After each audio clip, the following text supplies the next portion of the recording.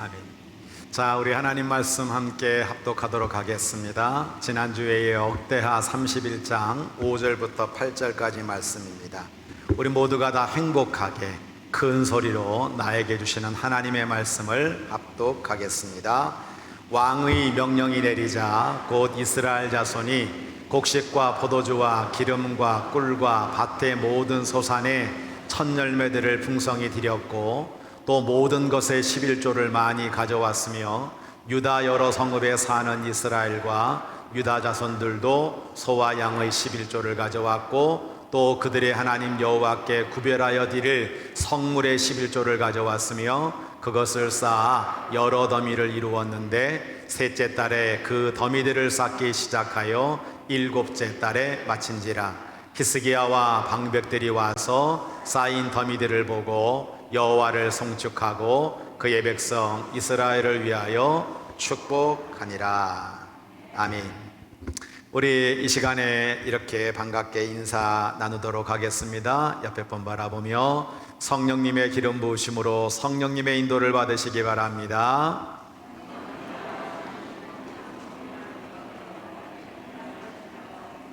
네, 오늘도 귀하게 특송해 준 우리 두 목사님 참 잘하시네요. 너무 감사하고요. 또 오늘부터 여름 성경학교를 시작하게 됩니다. 우리 교사들에게 정말 열심히 힘내서 어린 생명들 주의 사랑으로 잘 품고 다음 세대를 잘 키워가도록 해달라고 우리 한번 박수 한번 할까요? 자, 옆에 분 한번 바라보십시오. 얼마나 귀한 분들입니까? 너무나 멋지고 너무나 이쁜 분들이시죠? 정말 이렇게 주일 성수하는 것이 쉽지 않은데 이 자리를 지키면서 예배하는 여러분들을 바라보며 격려와 칭찬과 사랑을 담고 하나님이 감동받으시도록 한 주간 애쓰셨어요. 내 옆자리에 앉아서 감사합니다. 하나님이 함께 하실 줄 믿습니다. 우리의 사랑의 마음을 담아 우리 힘차게 하나님 앞에 영광의 박수 올려드립니다.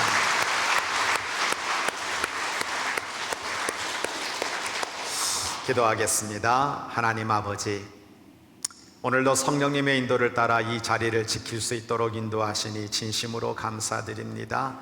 오게 하셨사오니 은혜를 주옵소서. 사랑하는 성도들에게 위로가 있게 하시고 회복이 있게 하여 주옵소서. 돌아갈 때는 말씀으로 말미암아 기쁨이 넘쳐나게 하시고 하나님의 말씀을 실천하게 하시고 하나님과 함께 동행하는 주의 종들 되도록 주께서 역사하여 주옵소서. 그저 맡길 것이 많습니다. 주님 앞에 의뢰할 것이 많습니다. 하나님, 가정도 교회도 자녀도 일터도 나의 건강도 다 주의 손에 의탁하오니 주께서 축복하여 주옵소서. 너무나도 부족한 종 오늘도 하나님의 영광 가리지 않도록 인도해 주시고 말씀의 도구로, 기도의 도구로, 은혜의 도구로, 영광의 도구로, 축복의 도구로, 성령의 도구로 사용하여 주옵소서. 하나님이 첫 시간부터 마치는 시간까지 성령으로 우리에게 은혜를 부어 주실 줄 믿사옵고 우리 구주 예수님의 이름으로 감사기도 드립니다. 아멘. 할렐루야. 오늘은 재테크라고 하는 제목으로 하나님 말씀을 증거하려고 합니다. 오늘 이 예배에 참석한 사랑하는 모든 성도들과 또 특별히 가정에서 온라인 예배 드리고 있는 성도들, 이번에 바이러스 확진으로 말미암아 이 자리에 나오지 못한 영혼들에게 하나님의 위로와 하나님의 은혜와 하나님의 풍성한 축복이 차고 넘치기를 주의 이름으로 간절히 축원합니다. 저는 지난주 설교를 시테크라고 하는 설교를 했죠. 그랬더니 우리 교회 몇몇 분들이 저에게 전화를 주셨어요. 저는 이렇게 말씀의 피드백이 있는 우리 교회가 좋습니다. 여러분, 그저 막연하게 생각하지 말고 저에게 전화도 주시고 물어주시면 좋겠어요. 마음속으로 왜 우리 목사님은 요즘 가운을 안 입으시지? 저는 이렇게 대답합니다. 더워서요. 그 이유에는 없습니다. 괜히 궁금해하지 마세요. 여러분, 주일 성수가 단지 1시간의 예배를 드리는 것이 아니라 24시간 동안 주님과 관계를 맺고 온 마음을 하나님께 드리는 것이 바로 주일 성수다. 이렇게 새롭게 깨닫게 해주셔서 감사합니다. 말씀이 있었습니다. 그리고 우리가 주일을 중심으로 살아가면서 월화수는 주신 은혜를 가지고 말씀 가지고 살아가는 것이고, 목금토는 다시 받을 은혜를 사모하고 하나님께 나와 예배드릴 그날을 사모하며 드리는 것이 우리의 주일 성수다. 그래서 영적 파도 타기가 얼마나 중요한지를 여러분들에게 말씀을 드렸죠. 근데 한 분이 저에게 이런 얘기를 했어요. 목사님, 저는 정말 그렇게 주일 성수를 할 자신이 없습니다 라고 말씀하셨어요. 근데 저는 이분의 말씀을 듣고 실망한 것이 아니라 도리어 희망을 보게 되었습니다. 한 시간의 주일 성수가 모든 것의 끝이라고 마음이 굳어진 심령이 문제인 거죠. 저는 도리어 이분을 보면서 이제 이분을 통해 하나님께서 일하시겠구나, 한 시간만 드리면 돼, 이만하면 됐어, 내가 정한 주일 성수에서 벗어날 시간이 점점 가까이 오겠구나, 내가 안식일을 지키는 것이 아니라 안식일이 나를 지킨다는 걸 이분이 깨달을 시간이 오겠구나.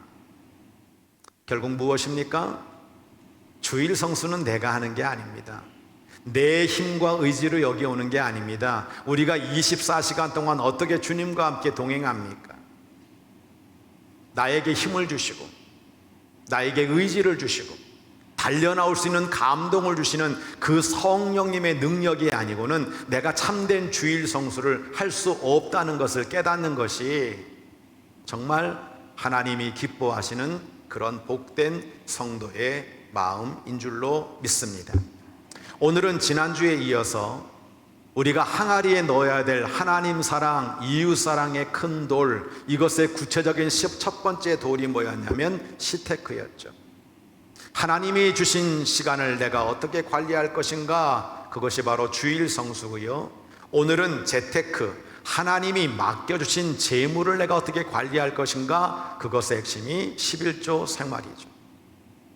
다시 한번 중요한 것은 뭐냐면 내가 하나님과 어떤 관계를 지금 맺고 있느냐, 내가 하나님께 온전한 마음과 믿음을 드리고 있느냐, 여기에서 이루어지는 가장 중요한 것이 바로 시테크, 재테크라고 하는 것입니다.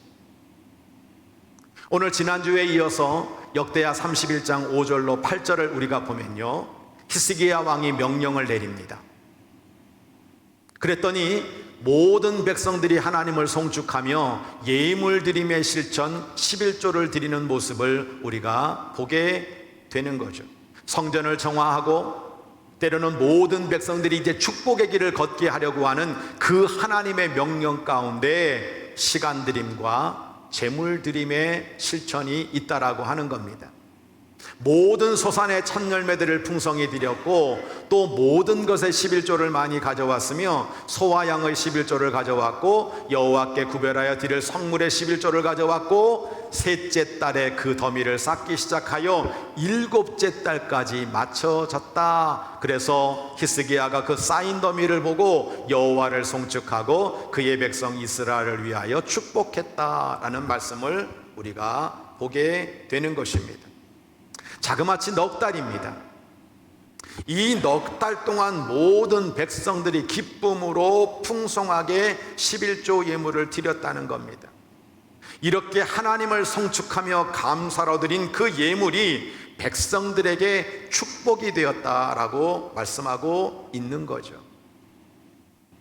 하나님과 친밀한 관계, 하나님과 사랑의 관계, 하나님께 그 사랑의 마음과 감사의 마음을 담아 온전한 마음과 믿음을 드리는 그 성도의 시테크와 재테크 속에서 오늘 저는 여러분들에게 하나님이 던지시는 그 질문에 여러분들이 한번 답을 해보시기를 원하는 마음으로 이렇게 질문을 합니다.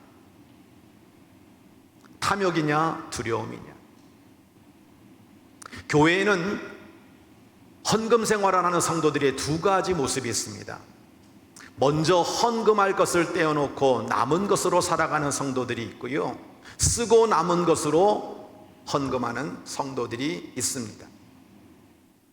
첫째는 모든 것이 하나님께로부터 왔다는 믿음을 가지고 있는 성도죠. 하나님이 자신에게 맡겨주신 재정 중에서 하나님께 드려야 할 몫을 먼저 드리는데 조금도 주저함이 없습니다. 또한 나머지 부분의 재정도 하나님의 뜻에 맞게 사용하는 사람이 먼저 헌금할 것을 떼어놓고 남은 것으로 살아가는 성도입니다. 제 서재에 가면 헌금 주머니가 있어요. 저는 새 돈이 생기면 제일 먼저 그곳에 넣습니다. 내가 어떤 재정이 들어오든지 간에 제일 먼저 하나님께 드려야 될 것들을 먼저 구별해 놓고 그 다음에 사용하고 있습니다. 또 쓰고 남은 성도들이 있죠. 쓰고 남은 것으로 헌금하는 성도들이 있죠. 안타까운 건 무엇입니까? 먼저 헌금을 드리는 성도보다 쓰고 남은 것을 헌금하는 성도들이 더 많다는 것을 우리는 부인할 수가 없어요.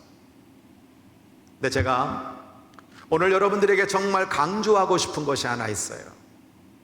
그럼 이런 분들을 가만히 살펴보면 탐욕적인 분이냐라고 하는 거예요. 아니에요. 탐욕적인 성도들은 없습니다. 우리가 예수를 믿고 교회를 나오기 시작한 순간부터 우리는 탐욕적인 성도가 될 수가 없어요. 이들은 자신의 필요를 먼저 채우고 나머지 것으로 하나님께 드리며 살아가는 것이 맞다고 생각할 뿐입니다. 단지 우선순위가 다를 뿐인 거예요. 이들에게는 당장 먹여 살려야 할 가족이 있습니다. 노후 대책을 위한 준비를 해야 합니다. 언제 무슨 일을 만날지 모르기 때문에 시시각각 변하는 현실 앞에서 무엇인가 조금이라도 모아놓아야 되겠다는 생각을 하고 있을 뿐입니다. 솔직히 사랑하는 가족들에게 지출할 일이 쌓여 있는데 먼저 하나님 앞에 드리는 것이 쉬운 일이 아니겠죠. 내 아이 학원도 제대로 보내지 못하고 있는데 먼저 헌금을 드리는 것이 쉽게 받아들여지지 않을 것입니다. 그래서 이런 분들의 마음속에는 꼭 이렇게만 해야 하나님이 기뻐하실까? 때로는 교회는 헌금을 강요하는 것으로 느껴질 수도 있습니다. 늙으신 부모님께 자식 노릇 변변치 못하며 살고 있는데 눈에 보이는 하나님께 드리는 헌금보다 눈에 보이는 부모님께 용돈을 드리는 것이 더 맞다고 생각할지 모릅니다. 언제 직장에서 쫓겨날지도 모르는 마당에 노후 대책은커녕 내가 아무리 재정을 써도 늘 한 달은 매달마다 버티기가 힘들고 마이너스가 되는데 내가 어떻게 하나님 앞에 11조를 드려 이것들을 포기하며 살고 있을 수도 있습니다. 말씀의 이해입니다.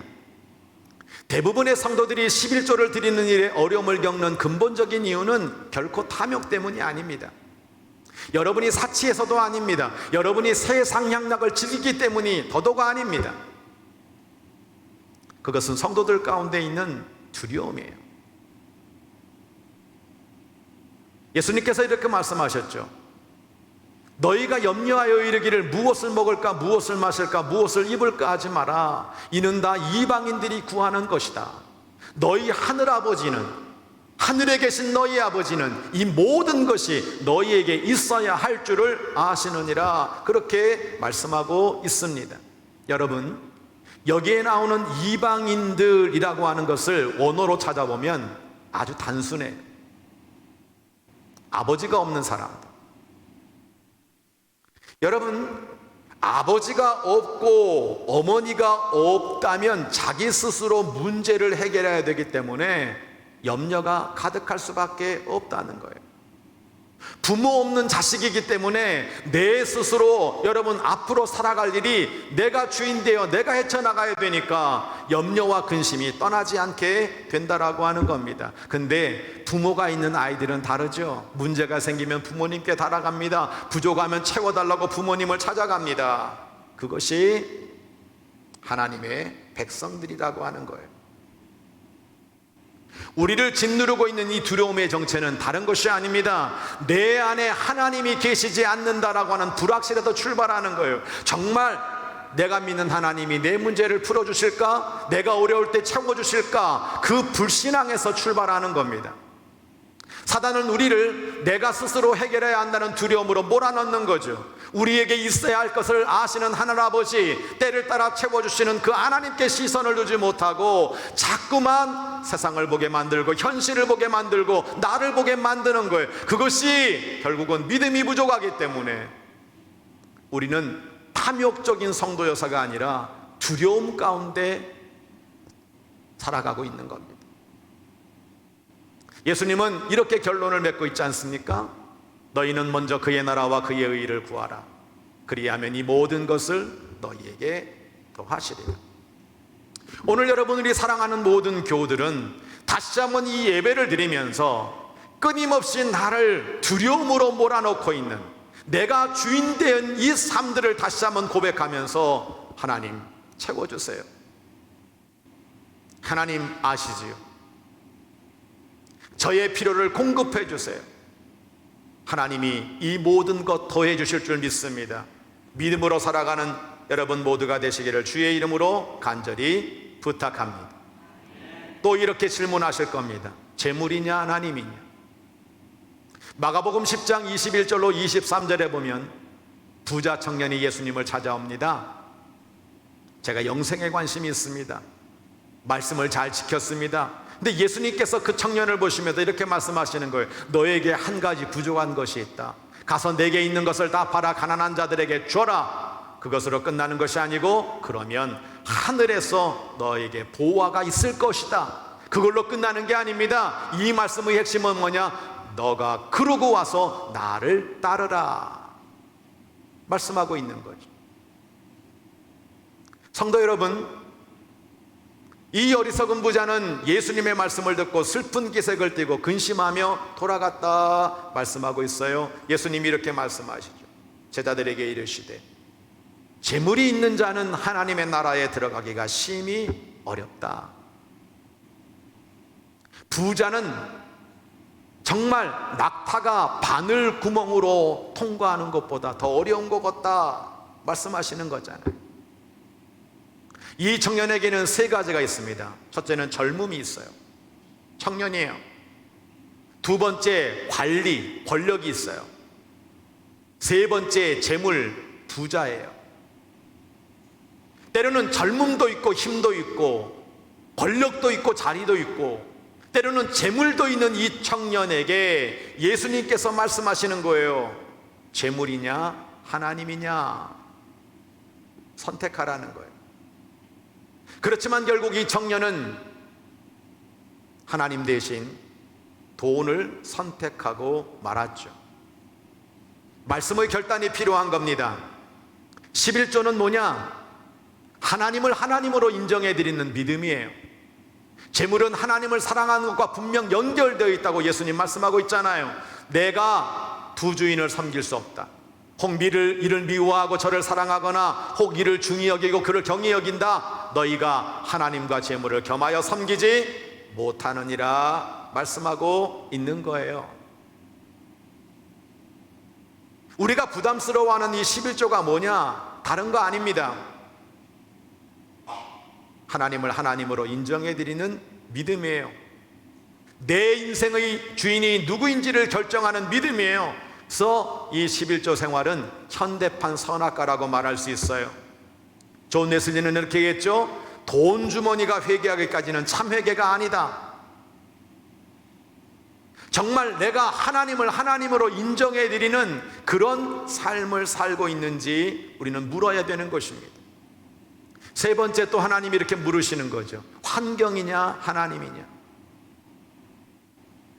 성도 여러분, 우리가 처한 환경은 끊임없이 성도들을 두려움으로 몰아가는 거예요. 나라의 현재 경제적인 현실이 그렇죠. 제가 얼마 전 말씀드렸던 빅스텝이 드디어 단행되었습니다. 경기 침체, 아래 공포가 온다고 합니다. 물가가 상승하고 더블링 현상이 나타나고 있습니다. 다시 바이러스의 위협이 가중되고 있습니다. 어찌 보면 우리의 환경은 최악이라고 말할 수 있어요. 우리는 싫든 좋든 둘 중에 하나를 선택해야 하는 겁니다. 환경이냐 하나님이냐. 저는 프랑스 작가인 폴 발레리의 말을 참 좋아하면서 굉장히 중요하다 생각해요. 우리 한번 따라해 볼까요? 생각하는 대로 살지 않으면 사는 대로 생각하게 됩니다. 여러분, 우리가 마음 먹고 생각하는 대로 살지 않으면 우리는 현실대로, 사는 대로, 환경대로 생각하게 되어 있다는 거예요. 여러분, 믿음이라고 하는 것은 결국 무엇입니까? 우리 하나님이 나를 책임져 주실 것을 믿는 거예요. 그 하나님께 걱정과 불안과 두려움을 맡기는 겁니다. 그게 믿음입니다. 그것이 바로 우리가 되어야 될 줄로 믿습니다. 말씀의 적용입니다. 손실인가 투자인가? 11조 생활은 더 남게 해주시는 축복의 재테크입니다. 오늘 본문을 보면 9절 10절에 이렇게 이어서 말씀하고 있죠. 그렇게 명령을 내렸을 때 백성들이 4개월 동안 열심히 11조 성물을 갖다가 하나님 앞에 드렸는데, 백성이 예물을 여호와 전에 드리기 시작함으로부터 우리가 만족하게 먹었으나 남은 것이 많으니 이는 여호와께서 그의 백성들에게 복을 주셨음이라. 그 남은 것이 이렇게 많이 쌓였나이다 라고 말하고 있죠. 여러분, 초점이 어디입니까? 내가 11조를 드렸다, 내가 때로는 손실이다, 하나님께 드림으로 말미암아 나에게 남는 것이 없다, 뺏겼다, 이것입니까? 아니면 그것으로 말미암아 하나님이 이렇게 부어주셨다, 이렇게 만족하게 하셨다, 이렇게 남겨주셨다, 이렇게 복을 주셨다, 이렇게 쌓이게 하셨다. 초점이 어디냐 이거예요. 손실이냐 투자이란. 여러분들 좋아하는 재테크의 말의 핵심이 무엇입니까? 내가 하나님 앞에 드리게 될 때 하나님은 우리에게 더 귀한 축복으로 갚아주신다는 믿음이 우리 가운데 분명해야 될 줄로 믿습니다. 여러분, 환경을 극복하고 하나님을 사랑하여 드리는 예물은 하나님께 뺏기는 게 아닙니다. 도리어 하나님께서 부어주시는 축복의 시작이 되는 겁니다. 저는 간증이 있어요. 내가 하나님 앞에 5,000원을 드릴 때 하나님이 5만 원 주신다는 확신이 있어요. 내가 하나님 앞에 심을 때 하나님은 더 귀한 것으로 갚아주신다. 이 믿음은 누가 저에게 아무리 유혹을 해도 제가 수도 없이 체험했기 때문에 부인할 수가 없어요. 우리의 초점은 내가 하나님께 무엇을 뺏긴다가 아닙니다. 내가 이것을 뿌림으로 말미암아 하나님이 무엇을 더하여 주신다, 여기에 초점이 있어야 된다라고 하는 거죠. 네 번째, 나의 영광이냐 하나님의 영광이냐. 정말 중요한 거예요. 사도 바울은 이렇게 고백하죠. 내가 감사함으로 참여하면, 내가 감사함으로 받아들이면, 이 모든 것을 다 감사함의 은혜로 내가 받아들이면 나의 이 감사와 은혜가 비방을 받을 일이 없다는 거예요.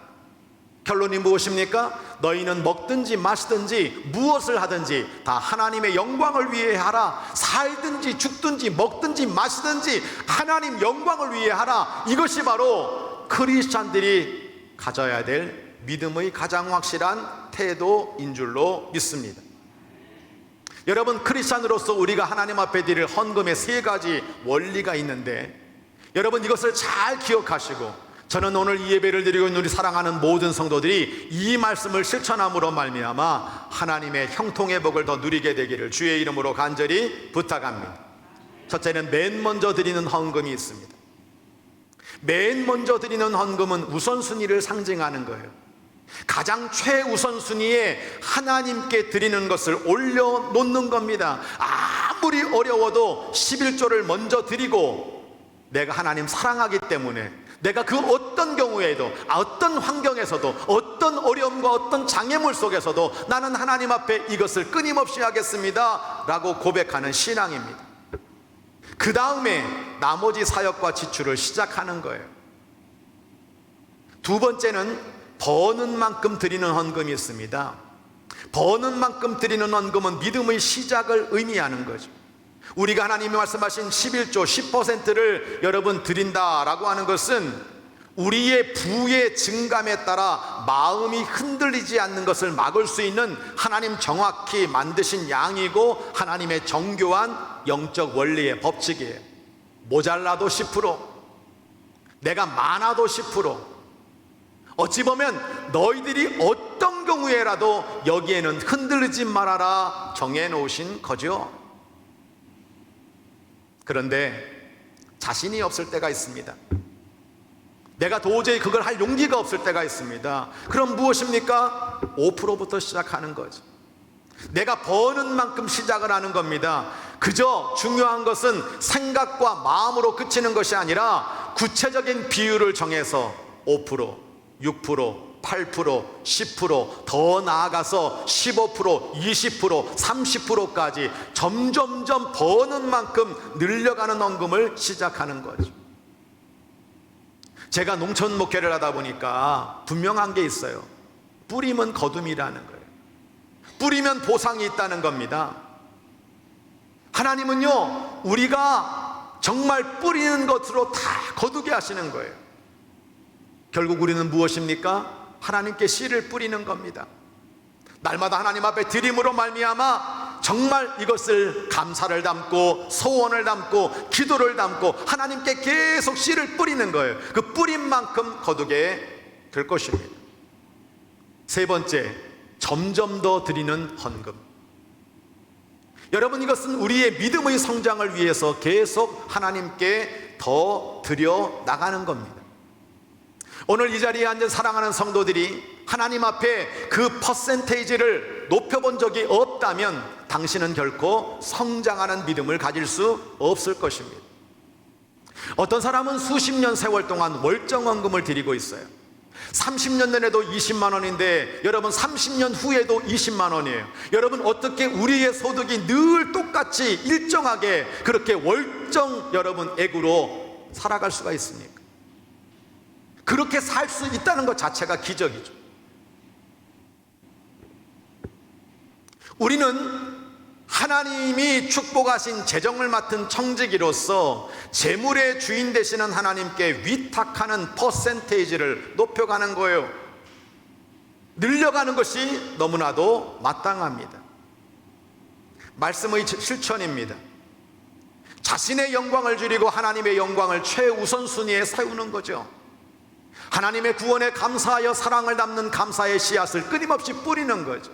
하나님의 사업을 위해 점점 늘려가는 헌금을 드리는 이 실천은 하나님 앞에 더 풍성한 축복을 누리는 진짜 말 그대로 재테크가 되는 겁니다. 고린도후서 9장 6절로 10절 말씀은 정말 읽어도 또 보아도 야, 이거야. 이게 우리가 하나님 앞에 서야 될 재테크의 가장 중요한 모습이야. 적게 심은 자는 적게 거두고 많이 심는 자는 많이 거둔다. 이건 불변의 법칙이다.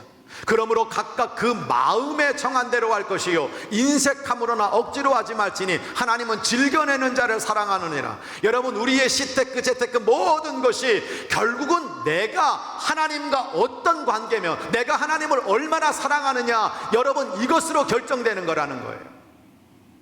하나님이 능히 모든 은혜를 너희에게 넘치게 하시나니 이는 너희로 모든 일에 항상 모든 것이 넉넉하여 모든 착한 일을 넘치게 하려 함이시는 말. 여러분, 점점점 늘려가는 거예요. 점점점 하나님의 사업 가운데 내 모든 삶이 하나님의 은혜임을 고백하여 착한 일, 귀한 일들 가운데 나를 드리는 거예요. 기록된 바 그가 더 가난한 자들에게 주었으니 그의 의가 영원토록 있느니라. 이웃 사랑이죠. 하나님 사랑하는 것뿐만 아니라 내가 이웃을 사랑하여 이렇게 살겠습니다 고백하는 말씀이 이 속에 담겨져 있죠. 마지막 10절 우리 한번 읽어볼까요? 시작. 심는 자에게 씨와 먹을 양식을 주시는 이가 너희 심을 것을 주사 풍성하게 하시고 너희 의의 열매를 더하게 하시리니. 할렐루야. 여러분, 우리가 심음, 씨와 먹을 양식까지 주시는 하나님이 우리에게 심을 것도 주신다는 것, 그리고 풍성하게 하신다는 것, 의의 열매를 더해 주신다고 우리에게 분명히 말씀하시고 있는 겁니다. 여러분, 탐욕입니까? 두려움입니까? 재물입니까? 하나님입니까? 환경입니까? 하나님입니까? 나의 영광입니까? 하나님의 영광입니까? 사실 저는 오늘 이 말씀을 준비하면서 제일 고민했던 것이 일주일 동안 이 얘기를 할까 말까, 해야 되나 안 해야 되나. 이게 내 영광 되면 안 되는데, 하나님 영광 받으셔야 되는데.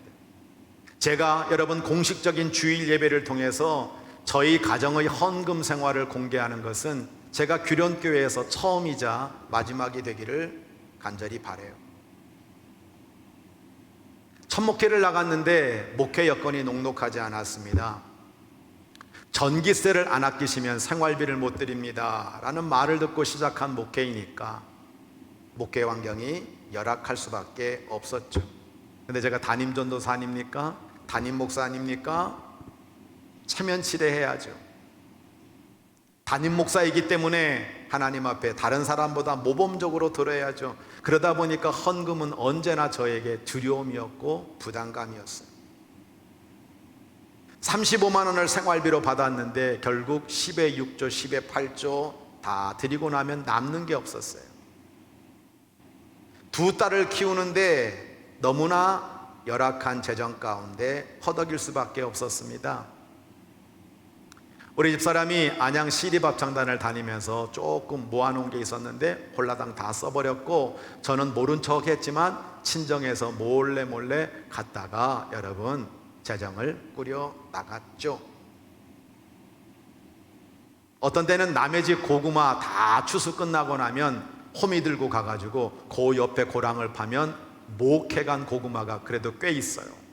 그거 캐다가 먹고, 어느 날 농협에서 자 여러분 여기 와서 얘기 들으시면 여러분들에게 계란 한 줄과 보리 한 묶음 줍니다. 그리고 할 때 나가가지고 거기서 2시간 동안 그 얘기를 다 듣고, 여러분 사람들 이미 다 돌아갔는데 집사람 끝까지 남아가지고 계란 한 줄 주세요, 보리 한 줌 주세요, 이래가지고 그거 갖다가 먹고 산 적도 있었습니다. 참 에피소드가 많죠.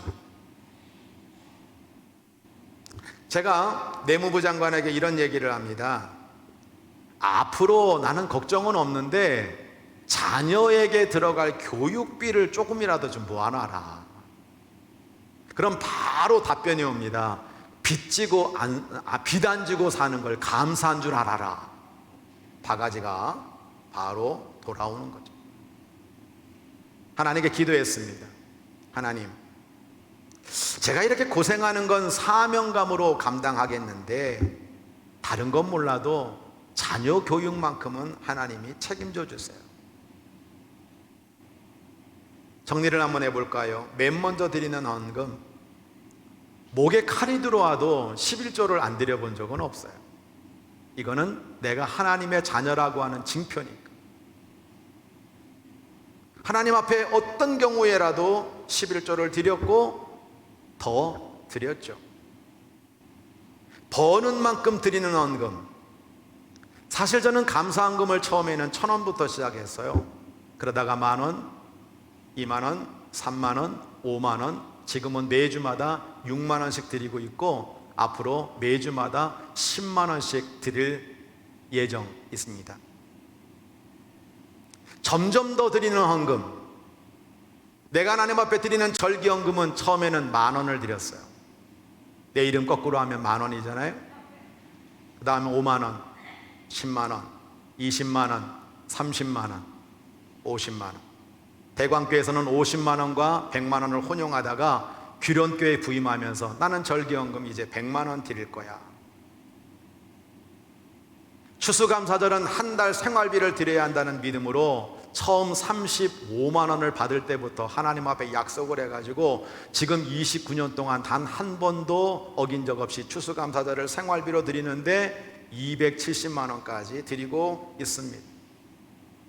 제가 승질이 또 급해가지고요, 성전 건축, 성전 리모델링을 하다 보니까 받을 퇴직금 다 들여가지고 여러분 땡처리 했죠. 지금도 여러분 우리 집은 여전히 이런 싸움이 있는 거예요. 빚지고 안 사는 것만도 감사한 줄 알아라. 유효해요. 늘 저에게 하나님 앞에 드리는 헌금은 때로는 두려움이기도 하고 때로는 유혹이기도 해요. 부담감이기도 하고요. 심지어 여러분 이런 소리를 듣습니다. 하나님께 드렸으니까 하나님이 알아서 하시겠죠. 어떻게든 인색하려고 하는 인간의 배신감 넘치는 소리를 들었을 때 저 역시도 이게 맞는 길일까 고민하고 의심하고 시험에 들기도 했습니다. 언제나 심우하는 교회에서 저의 헌금 생활은 탑이었어요. 저는 이제 규령교회에 왔는데 이 규령교회에서는 제가 20이 밖으로 밀려나기를 간절히 기도하고 소원하고 있어요. 성도 여러분, 제가 돈이 많아서가 아닙니다. 물론 처음에는 담임 목사니까 그렇게 한 것도 사실입니다. 나중에 여러분 살아가다 보니까 내가 여기 서 있는 게 하나님의 은혜고, 내가 지금까지 살아온 게 하나님의 은혜고, 모든 것이 하나님의 은혜임을 고백하며 자연스럽게 믿음이 되어 드리게 되었습니다. 제가 쓸 데가 없어서 그런 것이 아니랍니다. 자녀를 공부시킬 때 단 한 번도 세 자녀에게 학원을 보내본 적이 없어요. 뭐 풍족하게 그렇게 살아가지고 여러분요 그렇게 떵떵거리며 살지도 못하고 있습니다. 그런데 제가 여러분 고백하는 것처럼 지금 이렇게 돌아보니까 제가 천목회 하면서 정말 없어서 배고플 때 하나님 딴 건 몰라도 새 자녀 교육만큼은 하나님이 알아서 해주세요. 그것이 그대로 이루어져서 기도한 대로 자녀들이 여기까지 자라주어서 그저 감사할 따름입니다. 저는요 세상의 기관과 교회를 동일시하는 어떤 시각도 반대합니다. 물론 세상에 좋은 것을 교회에 적용해야죠. 투명하고 민주적이고 잘 소통하는 거 교회가 본받아 가야죠. 그런데 교회는 근본적으로 세상의 공동체와 다른 겁니다. 세상의 방식으로 운영되는 것이 아니에요. 하나님이 주인이시고 하나님이 주관하시는 하나님의 집입니다. 하나님의 방식으로 운영되는 것이 교회입니다. 생각해 보세요. 누가 자원함으로 이렇게 11조를 드립니까? 누가 대가도 없이 사례도 없이 이렇게 시간적으로 봉사하고 교사로 수고하고 감사함으로 말미암아 그렇게 드리며 살아가는 사람이 여러분 세상 어느 공동체에 있습니까? 축복하시는 하나님, 구원하시는 예수님, 내 필요를 따라 능력 가운데 채워주시는 그 성령님을 믿고 우리는 감사를 담아 은혜 가운데 드리는 곳입니다. 교회는 믿음으로 말하고 믿음으로 행동하고 믿음으로 드리는 곳이지 세상의 가치와 기준을 가지고 여러분 그렇게 잣대를 댈 수 있는 곳이 아닙니다. 최소한 저의 믿음 가운데서는.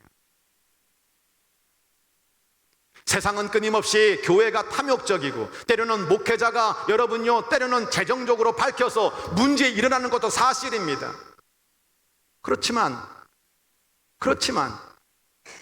정말 교회만큼 깨끗하고 교회만큼 정직하고 교회만큼 여러분 분명한 곳이 저는 없다고 믿기 때문에 제 믿음상 결코 교회는 세상과 다르다는 걸 분명히 믿고 있기 때문에 우리가 하나님 앞에 어떻게 살아야 될지를 잘 결정해야 되는 겁니다. 말씀을 마칩니다. 우리는 탐욕스러운 성도가 아닙니다. 재물보다 하나님을 선택했고요 환경보다 하나님을 의지하기로 결단한 하나님의 자녀입니다. 하나님의 영광을 위해 살아갈 때, 하나님께 심을 때, 하나님께 드릴 때 몸과 마음과 영혼을 책임져 주시리라는 하나님의 축복을 믿고 묵묵하게 오늘 우리는 믿음의 길을 걷고 있는 하나님의 백성일 뿐입니다. 제가 좋아하는 말이 있어요. 두려움 너머에 있는 추수의 기쁨. 두려움 너머에 있는 추수의 기쁨. 여러분, 저도 두렵습니다. 제 노후가 어떻게 될지, 저의 건강이 어떻게 될지, 이 모아놓지도 않고 집도 없는 이 삶이 여러분 목회 현장 가운데 어떻게 여러분 해야 될지 저도 두렵습니다. 저 대단한 사람이 아닙니다. 전 무슨 여러분 신선 같은 사람이 아닙니다. 저도 두렵습니다. 이 하나님의 말씀을 듣고 어떤 교회는 실천해 줬어요. 청안교회 성도들은 저의 이 헌금 생활을 보면서 함께 따라와 줬어요. 어떤 교회는 철저하게 외면하는 교회도 있었어요. 저는 하나님의 말씀만 전할 뿐입니다. 선택은 여러분이에요. 탐욕이냐 두려움이냐 하나님이냐 재물이냐 환경이냐 하나님이냐 나의 영광이냐 하나님의 영광이냐. 그런데 이 두려움 너머에는 추수의 기쁨이 있다는 거예요. 그게 세상 말로 말해서 세상적으로 잘 나가고 세상적으로 풍성한 것이 아닐지 몰라도 여러분, 하나님이 우리에게 예배해 주시는 그 추수의 기쁨이 나를 기다리고 있다. 생명의 멸류관에 나를 기다리고 있다. 이 땅에 이 모든 것들을 뛰어넘어 하나님의 약속의 나라가 있다. 이 믿음이 분명하게 될 때 우리는 묵묵하게 믿음의 길을 잘 걸어갈 수 있게 되는 것입니다. 성도 여러분, 하나님 우리에게 말씀하시는 재테크 시테크 기억하세요. 내가 하나님과 어떤 관계를 맺고 있느냐, 내가 하나님의 어떤 사랑의 마음을 가지고 있느냐, 내가 주저할 때마다, 내가 정말 이것 가지고 고민할 때마다 내가 정말 하나님을 사랑하는 마음으로 내가 그렇게 하나님을 섬기고 있느냐, 나의 시간을 늘리고 나의 물질을 하나님 앞에 더 늘리면서 정말 하나님이 우리들에게 그 뒤에 주실 형통의 복과 책임지실 그 은혜를 바라보며 하나님 앞에 시테크 재테크의 귀한 삶이 여러분과 여러분의 가정과 여러분의 모든 미래에 형통의 복이 되어 넘쳐나기를 주의 이름으로 간절히 축원합니다. 찬양하겠습니다.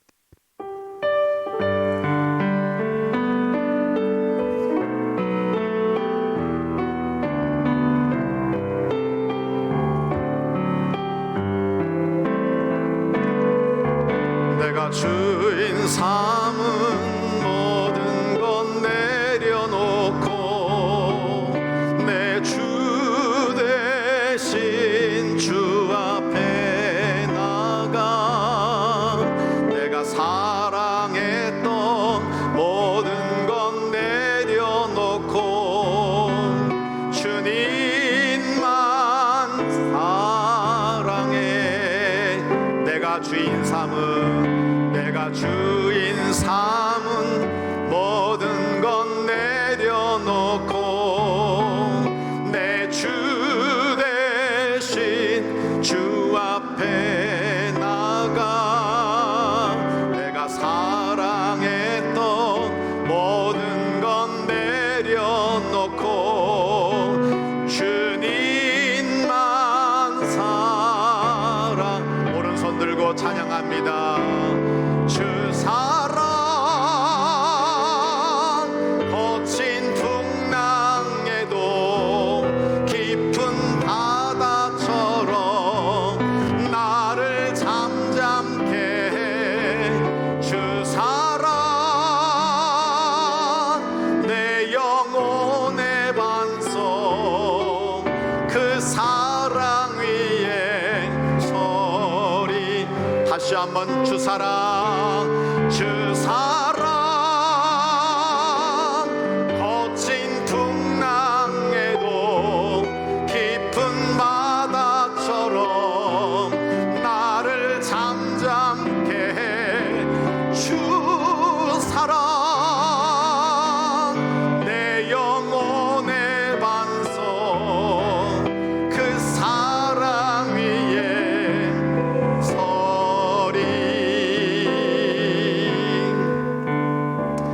성도 여러분, 두 눈을 감고 두 손을 모으시기 바랍니다. 우리 함께 이 시간 통성으로 기도드리기를 원합니다. 우리는 탐욕스러운 사람이 아닙니다. 그저 두려울 뿐입니다. 저도 두려웠습니다. 나의 재정 문제가 어떻게 될까? 나의 미래가 어떻게 될까? 어려운 시기를 겪을 때마다 환경 보고 싶었고 재물의 눈이 먼저 갈 때가 많았습니다. 그렇지만 하나님께 맡겨드렸습니다. 하나님을 선택했습니다. 저는 지금까지 시무엔 교회들이 얼마나 감사한지 몰라요. 저의 첫 목회처럼 하나님 이렇게 해주세요 기도했더니 하나님은 적절하게 모든 것들을 풀어주셨고 그렇게 해결해 주셨습니다. 성도 여러분, 염려하지 마십시오. 하나님이 여러분을 도와주실 줄 믿습니다. 하나님을 믿고 심으십시오. 하나님이 넘치게 해주실 줄 믿으시기 바랍니다.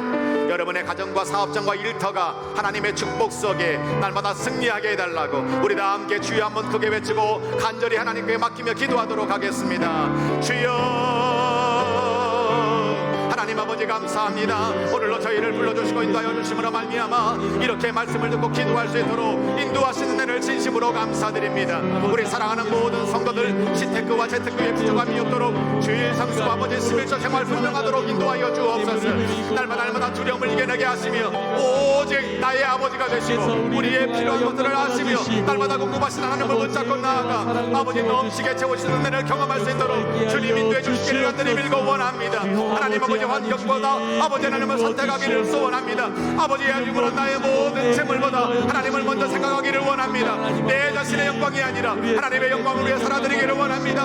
아버지의 손실이 아니라 하나님 부어주실 그 은혜를 바라보며 우리의 가정과 일터와 자녀와 모든 미래와 건강을 채워주시되 날마다 하나님이 부어주시는 그 은혜가 이 영혼들의 간증이 되도록 주님 역사해 주시기를 간절히 밀고 소원합니다. 오늘로 우리가 나아가는 모든 환경들이 너무나 녹록지가 않습니다. 경제적인 것도 그렇고 하나님 아버지 우리 아이들 자녀들 교육도 하나님 아버지 우리의 미래도 아버지에 대한 모든 것이 불확실합니다. 그러나 하나님이 우리를 도와주시고 인도해 주실 믿습니다. 여기까지 온 것이 하나님의 은혜입니다. 하나님을 믿고 나아갈 때마다 기도할 때마다 하나님 의지해 나갈 때마다 아버지의 소원을 담아 주님 앞에 귀하게 믿음으로 결단하여 심을 때마다 30배 60배 100배의 결실을 허락하여 주옵소서. 감사와 찬양과 감격이 성령님을 통하여 우리 사랑하는 성도들에게 차고 넘치도록 역사하여 주옵소서. 믿음으로 말하고 믿음으로 생각하고 믿음으로 행동하는 하나님의 종들이 되어 하나님 주시는 상을 누리도록 주께서 축복하여 주옵소서. 예수님의 이름으로 감사기도 드립니다. 아멘.